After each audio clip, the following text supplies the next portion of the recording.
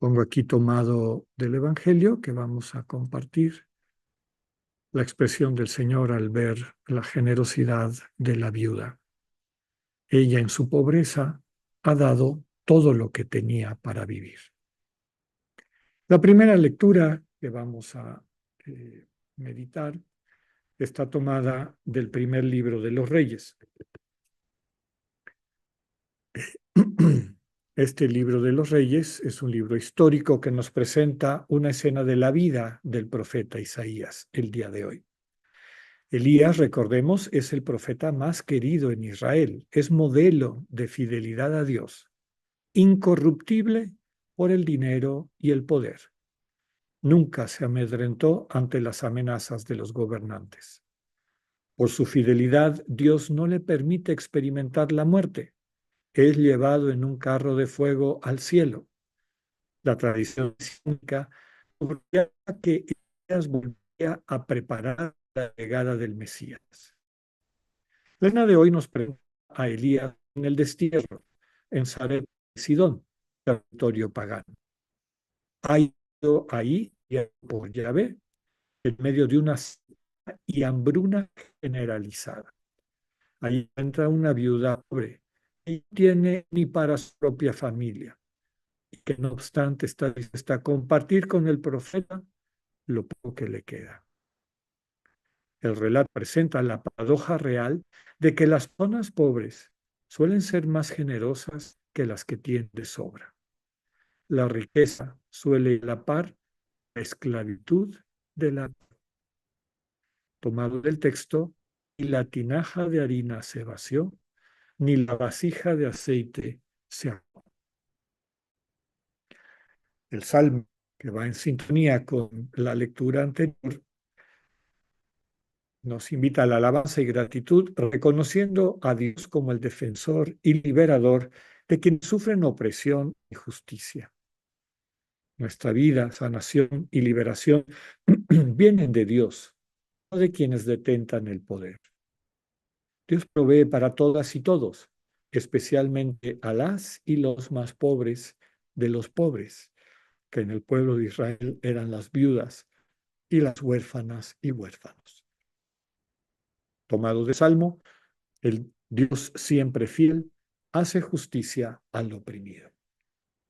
Como segunda lectura, continuamos nuestra meditación de esta carta a los Hebreos. Hoy leeremos un fragmento más. Recordemos que su tema central es esta disertación sobre el sacerdocio de Jesús, que ya hemos ido viendo desde distintas perspectivas, que es el único sacerdocio, el sacerdocio definitivo, que este sumo sacerdote nos entiende, comparte nuestra naturaleza humana, pero además tiene la capacidad de transformar nuestras vidas de manera definitiva, como aquí lo subraya. A diferencia del sacerdocio en el Antiguo Testamento, centrado alrededor del Templo de Jerusalén, un espacio construido por manos humanas, figura del santuario definitivo, el Señor Jesús accede al cielo directamente, es decir, al verdadero lugar de la presencia de Dios. Nos dice que los antiguos sacerdotes ofrecían una sangre que no era suya. Jesús, en cambio, ofrece su propia sangre. Recordemos que en la tradición judía la sangre es el símbolo de la vida. Jesús entrega su vida, entrega su sangre en un acto de entrega totalmente libre para salvar a sus hermanos y hermanas. El sacrificio de Cristo no necesita repetirse muchas veces como los otros sacrificios.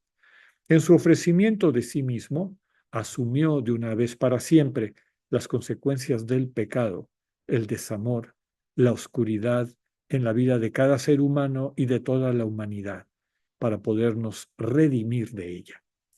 Su generosidad absoluta destruye el pecado, destruye el egoísmo. El sacrificio del Señor es un acto de amor eterno, permanente, que necesita ser acogido en libertad para poder operar en nosotros la salvación que, como sabemos, es sanación. Tomado de la carta, se manifestará para salvar a quienes lo aguardan y en él tienen puesta su esperanza. Llegamos así a la lectura del Evangelio de este día, esta escena perícopa conocida como la ofrenda de la viuda pobre. En realidad son dos escenas y enseñanzas que, si bien son diferentes, les pongo aquí, son complementarias. La primera nos presenta las características de quienes viven esclavizados por sus riquezas, sean materiales o de poder o de imagen. En el fondo no se dan cuenta que son esclavos de su ego, entregan su vida a ese ídolo que es su ego, ese parásito que nos lleva a desperdiciar los bienes que Dios nos ha dado para encarnar el amor. El egoísmo, esta idolatría de esa falsa imagen del ser humano, suele culminar en la soberbia, esta convicción de que la vida de uno o de una misma tiene mayor valor que la vida de las personas que nos rodean. Vamos creciendo sin darnos cuenta y a la par de esto se endurece nuestro corazón cuando empezamos a creer que nos merecemos privilegios. Recuerden que privilegio viene de la raíz latina privus, una sola persona, y lex, ley. Quien busca y cree que son legítimos los privilegios, considera que hay derechos para él o para ella, pero no para las demás personas que no son dignas de ellos. En contraste con la actitud soberbia y egoísta de los escribas, que termina el primer párrafo diciendo que se echan sobre los bienes de las viudas, haciendo ostentación de largos rezos, el Evangelio nos presenta la actitud generosa de una viuda. Y dice, una viuda pobre. El Señor estaba sentado frente a las alcancías del templo mirando cómo la gente echaba sus monedas. Los ricos daban en abundancia. Llega entonces una viuda necesitada que deposita solo 2 moneditas de muy poco valor, dice el Evangelio. La imaginería propia de la ideología religiosa de la época, y tristemente a veces también de nuestra época, destacaba la magnificencia de los ricos y pasaba totalmente desapercibida la acción de la viuda pobre, la entrega de los pobres. El Señor enseña que según los criterios del reino, del sentir de Dios, el donativo de la viuda es más valioso que todos los demás. Es la diferencia entre el derroche ostentoso desde el ego y para el ego y la generosidad amorosa que desde un corazón sensible quiere tocar la vida de los demás. Sobra decir que el primero puede matar y la segunda actitud da vida. Tomado del Evangelio, yo les aseguro que esa pobre viuda ha dado más que todos. El hilo conductor, cuando menos de la primera lectura y del Evangelio, es esta generosidad que encontramos y que la Sagrada Escritura exalta en 2 personas en situación límite, ¿no? El caso de la viuda de Sarepta, que ni siquiera era judía, era pagana, era de otro pueblo, a donde acude el profeta Elías en medio de esta sequía tremenda que llevaba varios años y de la hambruna que la acompañaba. Ya no había alimento. El texto nos dice, bueno, ya hemos comentado en varias ocasiones que las viudas y los huérfanos, las huérfanas, eran las personas más desvalidas junto con los extranjeros, porque no tenían, diríamos hoy en día, personalidad jurídica en la sociedad de aquel entonces. Entonces no tenían quien los defendiera, ¿no? En una sociedad donde solo los varones tenían esa personalidad jurídica y la capacidad de hacer contratos, defenderse, etc. Esto queda subrayado cuando al pedirle el profeta que comparta con él no solo agua, sino un pedazo de pan, ella le revela que prácticamente ya no tiene nada, solo le queda un poco de harina, un poco de aceite y ya se hizo la idea de que después de compartir el pan que va a preparar con eso, solo le va a quedar a ella y a su hijo esperar la muerte. La muerte, desde luego, por hambre, por inanición. Aquí, curiosamente, aparece esta generosidad de la que hablábamos en la reflexión, que yo creo que a muchas y a muchos de nosotros nos ha tocado vivir, sobre todo quienes hemos tenido la suerte de compartir la vida en algunas de estas comunidades más pobres, a veces rurales, a veces suburbanas, donde uno pensaría que ante la carencia cotidiana desde la que viven, pues serían gente que cuidaría lo poquitito que tienen, ¿no? Y lo que encontramos es exactamente lo contrario, una generosidad impresionante, un corazón sensible, que finalmente es lo que pasa con la viuda, más allá de Sarepta, ¿verdad? Más allá de que le creyera al profeta, que además no era de su religión, no era de su pueblo, lo que le decía, pues no te preocupes, no se va a agotar tu provisión de harina y de aceite. Yo creo que el fondo, lo que está tratando de subrayar esto, y lo vamos a retomar al hablar del Evangelio, es que cuando uno tiene esa actitud, cuando no se ha dejado poseer por las posesiones, el corazón permanece sensible. El corazón puede captar la necesidad de la otra persona. Es más fácil que el corazón y nuestra conciencia en él, en nuestro corazón, perciba el orden de la providencia divina y desde ese orden donde nada falta, donde todo está en su debida dimensión, pues podamos interactuar con lo que Dios nos ha regalado, es decir, utilizar los dones que hemos recibido, gastándonos eh, para que puedan ser vida, bendición para la gente que nos rodea. Los dos textos nos dicen que cuando vamos acumulando bienes y no solamente objetos, ya decíamos, también poder, también imagen. La historia nos ha presentado eh, la experiencia de muchos hombres y mujeres que a lo mejor, sobre todo estos que van detrás del poder o son esclavos del poder, tal vez no les interesa tener mucha plata, no les interesa estar acumulando y acumulando y acumulando dinero, pero pobre de aquel que les quiera quitar un poquitito de su poder o de su imagen también. Cuando uno queda esclavizado por estas realidades y no necesita uno tener muchísimo dinero para quedar esclavizado de las posesiones, uno no necesita tener muchísimo poder para quedar esclavizado del poder. Ya conocen ustedes las anécdotas de lo que solemos llamar el pequeño poder, ¿no? Alguien que está cuidando la puerta de un lugar no tiene poder más que dejar que alguien entre o no entre y se agarra de eso, ¿verdad? Y se pone a servir a esa realidad que endurece su corazón y a veces le separa, no a veces, tarde, tarde o temprano, le separa de las personas que tiene enfrente. Ya no las ve como personas, las ve como objetos sobre los cuales ejerce su pequeño poder.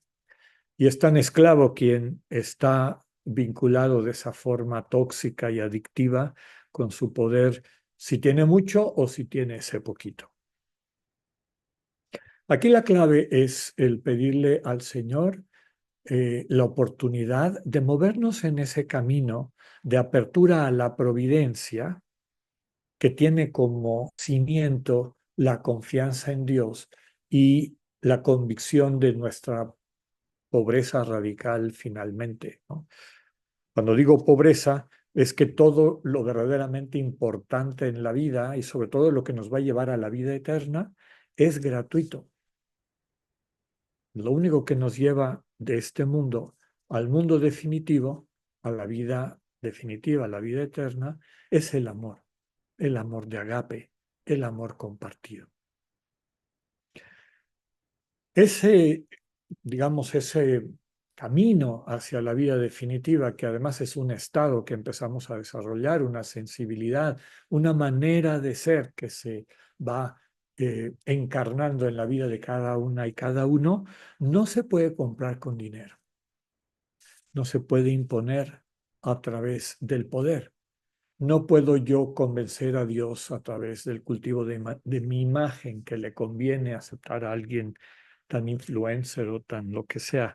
De todas las maneras como este culto a la imagen se manifiesta en nuestra sociedad. No hay sobornos en ese camino.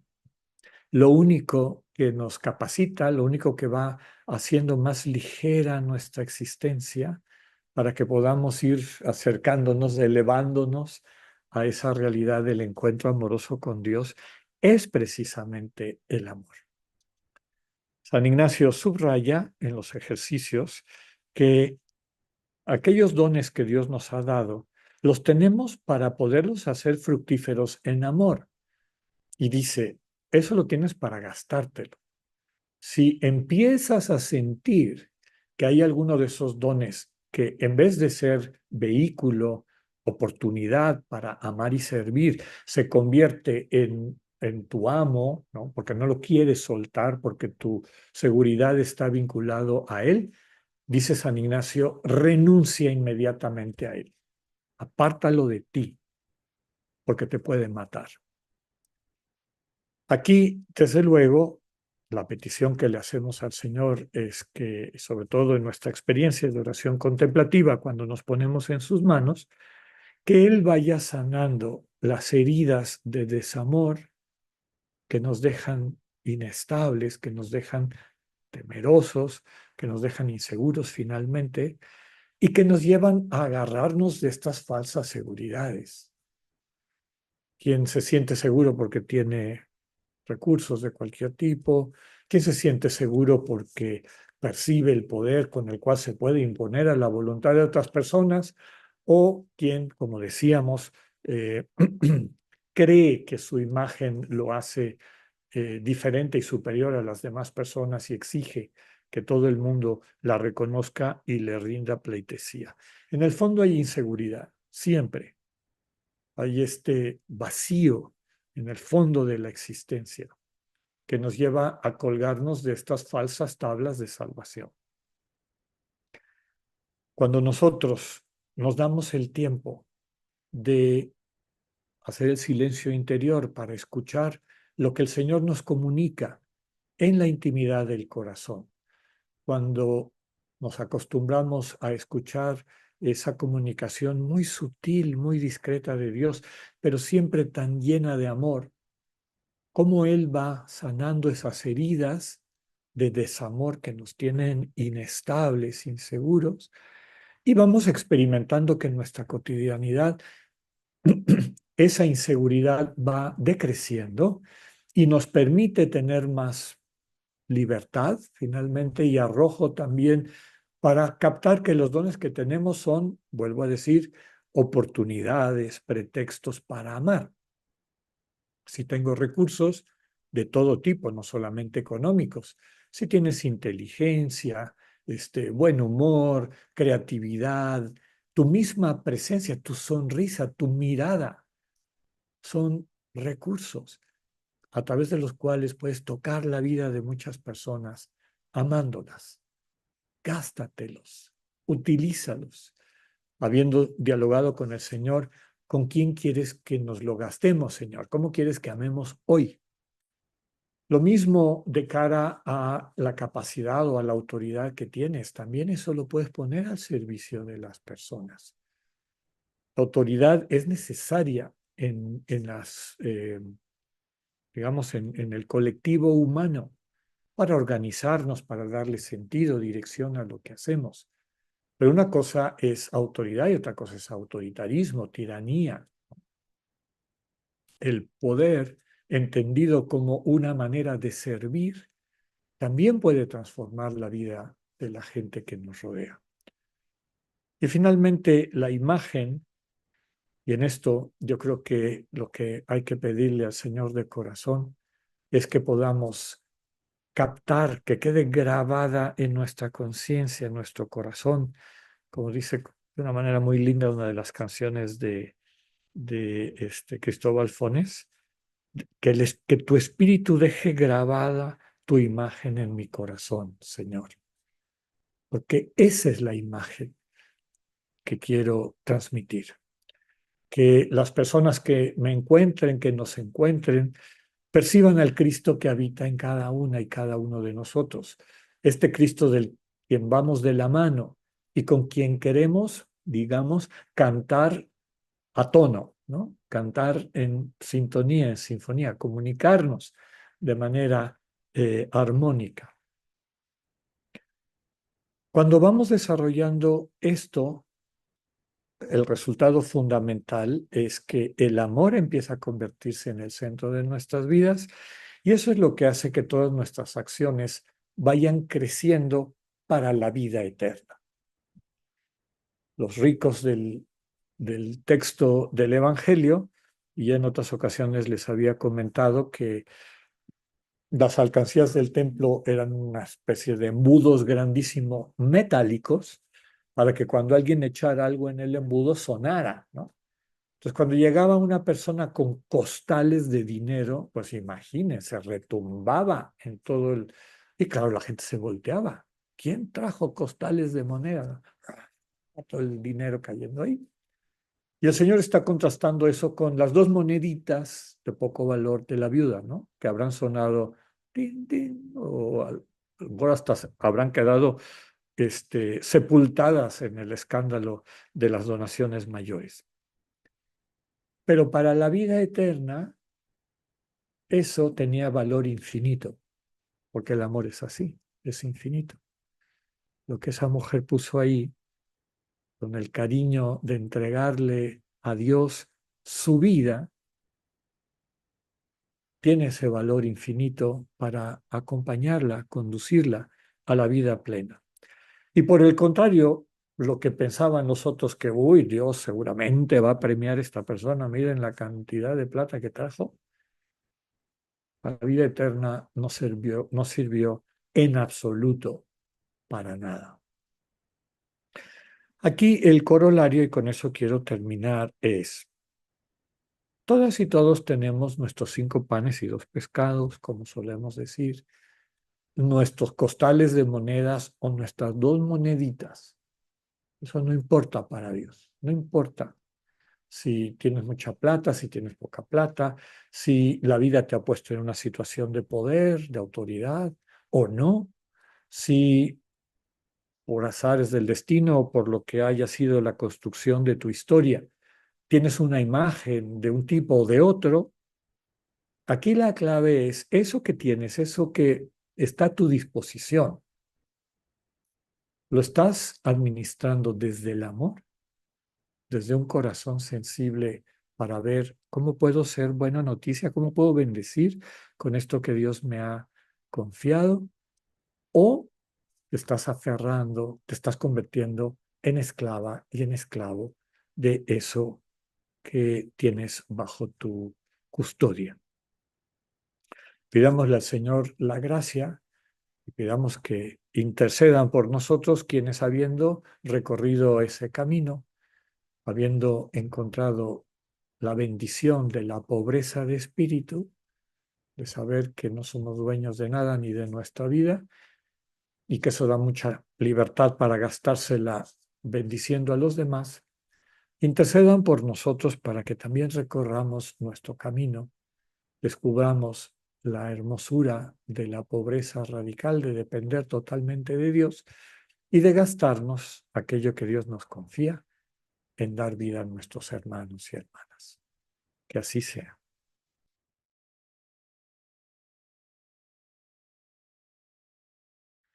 Mi invitación para esta semana sería en la línea de lo que el Evangelio nos invita.